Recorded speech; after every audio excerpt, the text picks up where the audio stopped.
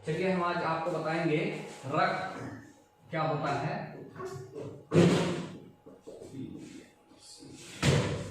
रक्त के बारे में आज आपको हम बताएंगे। रक्त जो है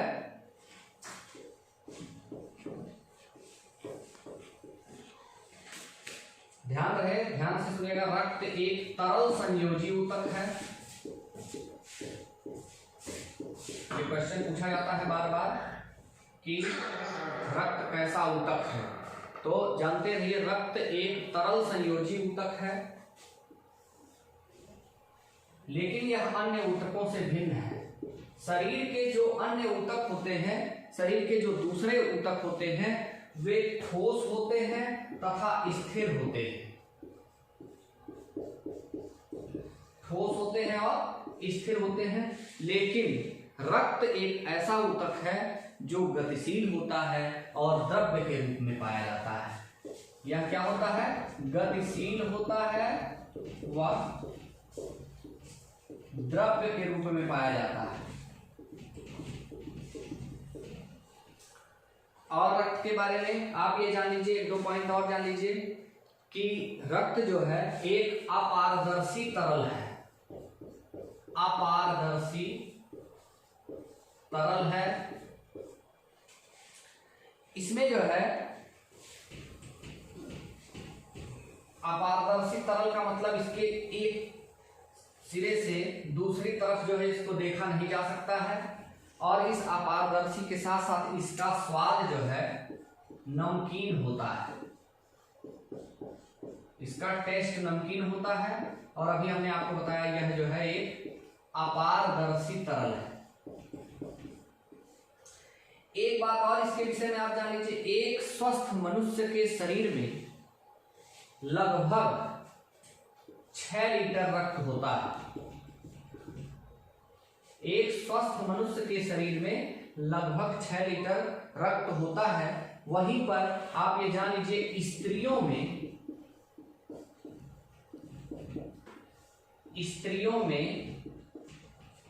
4 से 5 लीटर, लगभग 4 से 5 लीटर रक्त होता है। ध्यान रहे।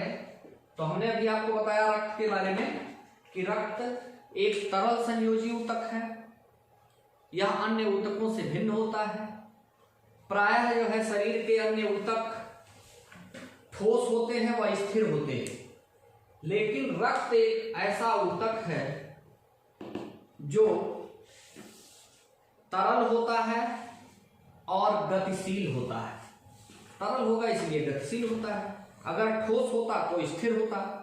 और इसमें हमने बताया इसका स्वाद नमकीन होता है, और यह एक अपारदर्शी तरल होता है। इसके साथ साथ हमने बताया एक स्वस्थ मनुष्य के शरीर में लगभग 6 लीटर रक्त होता है। वहीं पर स्त्रियों में इसकी मात्रा लगभग 4 से 5 लीटर होती है। अब आपको हम इसकी एक परिभाषा बताएं कि रक्त को अगर पूछा जाए रक्त क्या है तो उसको परिभाषित कैसे करेंगे। इसके लिए हम आपको थोड़ा सा परिसंचरण के बारे में बता दें, थोड़ा सा इसमें कैसे, तभी आपको परिभाषा कायदे से समझ में आएगी। ये मनुष्य का हार्ट है, मान लीजिए हृदय, मान लीजिए ये हृदय है। इसके 4 चैम्बर होते हैं, ये आपको बताया जाएगा परिसंचरण तंत्र में। थोड़ा सा आप जान लीजिए यहाँ। उसके बाद जो है रक्त, हमारा यहाँ पर तात्पर्य रक्त को परिभाषित करना है, तो थोड़ा सा हार्ट के विषय में जान लीजिए। इसके 4 चैम्बर होते हैं। ये ऊपर वाला भाग जो होता है अलिंद होता है, और नीचे वाला भाग जो होता है वह निलय होता है। अब देखिए इसका नामकरण कैसे करेंगे। आपको पता है ऊपर वाला भाग अलिंद, नीचे वाला भाग निलय। अब ऊपर वाले भाग में भी 2 भाग दिखाई, 2 कक्षक दिखाई दिए, नीचे भी 2 कक्षक दिखाई दे रहे हैं। तो आप जो चैम्बर दिखाई दे रहे हैं इसमें से एक, अब ये दोनों अलिंद हैं, तो ये देखिए हमारे बाईं तरफ है, तो ये बायां अलिंद, इसका नाम हो जाएगा बायां अलिंद।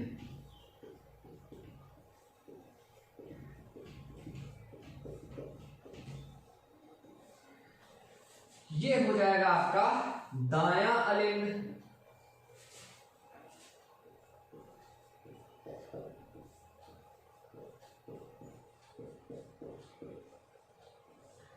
ये आपका हो गया बायां निलय,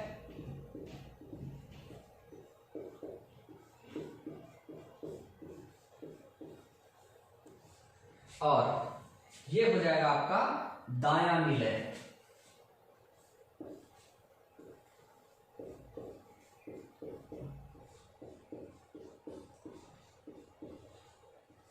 जी, आपको अपने हार्ट के बारे में जानकारी हो गई कि हमारा हार्ट जो है 4 चैम्बर में डिवाइड होता है। ऊपर वाला चैम्बर जो होता है दोनों वो अलिंद होता है, और नीचे के जो दोनों चैम्बर होते हैं वो निलय होते हैं। इसमें बाईं तरफ जो चैम्बर होता है ऊपर उसको बायां अलिंद, और दाहिने तरफ जो होता है उसको दायां अलिंद। ये आपका हो जाएगा बायां निलय, और ये हो जाएगा आपका दायां निलय। अब आप देखिए यहां से एक बात हम बताते हैं रक्त कैसे परिसंचरित होता है। यहाँ पर एक दरवाजा होता है, यहाँ पर एक दरवाजा होता है, यहाँ पर एक कक्षक होता है दरवाजा, यहाँ पर एक दरवाजा होता है।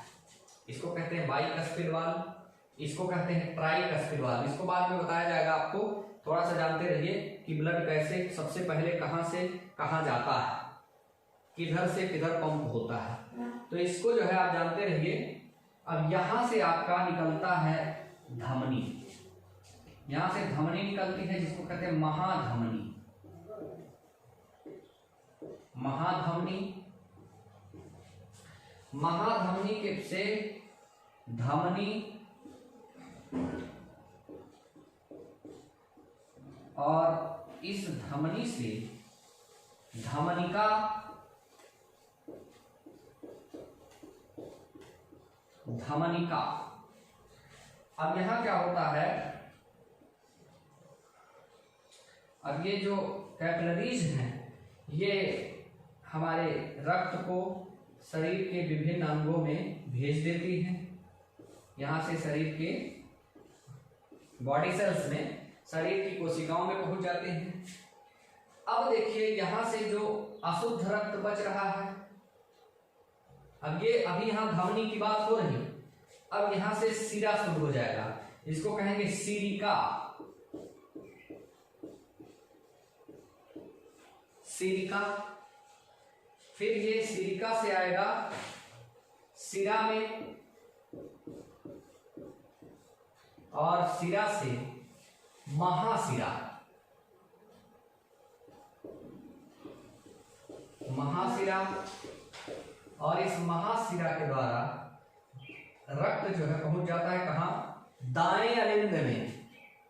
रक्त पहुंच गया दाएं अलिंद में। अब फिर इस दाएं अलिंद से ये जो ट्राइकस्पिड वाल्व है इससे होकर के आ जाता है रक्त कहां पर, दाएं निलय में, इस कक्षक में। दाएं निलय से फिर रक्त जब यहां दबाव पड़ता है तो ये दरवाजा खुल जाता है, ये यहां से रक्त निकल करके आता है फुफ्फुसीय, यहां पे आ जाइए, इसको कहेंगे फुफ्फुसीय धमनी में। और इस फुफ्फुसीय धमनी से रक्त पहुंच जाता है, ऐसे बना देते हैं। यहां से आप देखिएगा यहां लिखा हुआ है, थोड़ा सा इसको मिटा देते हैं, इसको फुफ्फुसीय धमनी से रक्त पहुंच जाएगा फेफड़े में। ये मान लीजिए लंग्स है, यहां पे रक्त का शुद्धिकरण होता है, फिर यहां से रक्त शुद्ध होकर के फिर ये आपका हो जाएगा फुफ्फुसीय सिरा, इसको कहेंगे फुफ्फुसीय, फुफ्फुसीय सिरा, फुफ्फुसीय सिरा हो गया। अब फुफ्फुसीय सिरा के माध्यम से रक्त आ गया बाएं अलिंद में, और इस बाएं अलिंद से फिर आता है दाएं अलिंद में, और दाएं अलिंद से फिर ये दरवाजा खोल देता है। आप देखिए शुरुआत कहां से होती है, ध्यान रहे, फेफड़े में हमारा रक्त शुद्ध होता है। मान लीजिए ये लंग्स है, अब यहां से रक्त शुद्ध हुआ, रक्त शुद्ध होकर के आया फुफ्फुसीय शिरा में, इसी शिरा के माध्यम से सबसे पहले रक्त कहां आता है, बाएं अलिंद में। इस बाएं अलिंद के बाद जब यहां पर संकुचन होता है, इसमें संकुचन और शिथिलन होता है, तो जब संकुचन होता है तो ये दरवाजा खुल जाता है और इस दरवाजे के माध्यम से रक्त आ जाता है बाएं निलय में, और बाएं निलय में जब संकुचन होता है तो ये दरवाजा खुल जाता है और रक्त पहुंच जाता है महाधमनी में। यानी कि ये शुद्ध रक्त की बात हो रही है। ये शुद्ध रक्त यहाँ से लंग्स से सबसे पहले आता है बाएं अलिंद में, फिर बाएं अलिंद से बाएं निलय में, और बाएं निलय से महाधमनी, धमनी, धमनिका से शरीर के विभिन्न भागों में चला जाता है। और शरीर के विभिन्न भागों से ये क्या करता है, सिरिका यानी सिरा। अब यहाँ जब शरीर के विभिन्न भागों में शुद्ध रक्त पहुंच गया तो कौन सा रक्त बचा, अशुद्ध रक्त बचा। अब ये जो अशुद्ध मतलब कचरा वाला रक्त नहीं, अशुद्ध रक्त का मतलब होता है डीऑक्सीजनेटेड ब्लड, मतलब जिसमें ऑक्सीजन नहीं होता। ऑक्सीजनेटेड ब्लड जो था यानी शुद्ध रक्त था, वो हमारे शरीर के विभिन्न भागों में चला गया। अब यहाँ से शिराओं के माध्यम से अशुद्ध रक्त कहाँ जाता है, शिरा में, शिराओं के माध्यम और महाशिरा के माध्यम से फिर पहुंच जाता है कहां पर, ये आपका दायां अलिंद है, और इस दाएं अलिंद से फिर दाएं निलय में। ध्यान रहे ये सारे रक्त जो है अशुद्ध हैं, और फिर फुफ्फुसीय धमनी के माध्यम से ये लंग्स में पहुंच जाता है, और लंग्स में यानी फेफड़े में हम कार्बन डाइऑक्साइड को जो है बाहर निकाल देते हैं। यानी जो डीऑक्सीजनेटेड ब्लड था जिसमें ऑक्सीजन नहीं था, तो यहाँ हम ऑक्सीजन लेते हैं। जब हम शुद्ध ऑक्सीजन लेते हैं फेफड़े में, तो यहाँ जो है हमारा ब्लड फिर से ऑक्सीजनेटेड हो जाता है, यानी ऑक्सीजन युक्त हो जाता है, और कार्बन डाइऑक्साइड को हम बाहर निकाल लेते हैं। एक बार पुनः ये जो है फिल्टर होकर के, शुद्ध होकर के फिर फुफ्फुसी शिरा के द्वारा यहाँ चलाता है। यहाँ हमारे बताने का तात्पर्य ये है, यहाँ बताने का कोई मतलब नहीं था, हम आपको परिसंचरण तंत्र में ये सारा चीज बताएंगे, आपको कायदे से आप समझ जाएंगे वहां। लेकिन यहाँ हमारे बताने का तात्पर्य था कि रक्त की परिभाषा अगर आपको बतानी हो तो आप रक्त की परिभाषा में ये बताएंगे कि मानव शरीर में संचरण करने वाला वह तरल पदार्थ, मानव शरीर में संचरण करने वाला वह तरल पदार्थ, ध्यान रहे जहां हम इंगित कर रहे हैं ध्यान दीजिएगा, वह तरल पदार्थ जो शिराओं के द्वारा रक्त में जमा होता है।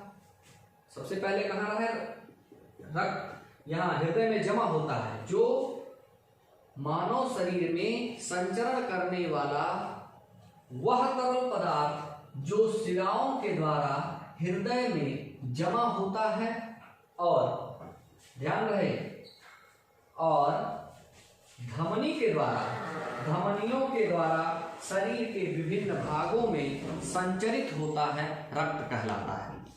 मतलब यहीं से देखिए, मानव शरीर में संचरण करने वाला वह तरल पदार्थ जो शिराओं के द्वारा रक्त हृदय में जमा होता है और धमनियों के द्वारा शरीर के विभिन्न भागों में संचरित होता है, रक्त कहलाता है। अब देखिए इसके बाद हम आपको बताते हैं रक्त की संरचना क्या है। ठीक है, तो आपको पता चल गया कि रक्त क्या होता है। कल हम आपको बताएंगे रक्त की संरचना के बारे में, रक्त की संरचना कैसे बनती है, इसके कितने भाग हैं, तो कल हम आपको इसके विषय में बताएंगे। आज यहीं तक, बहुत बहुत धन्यवाद।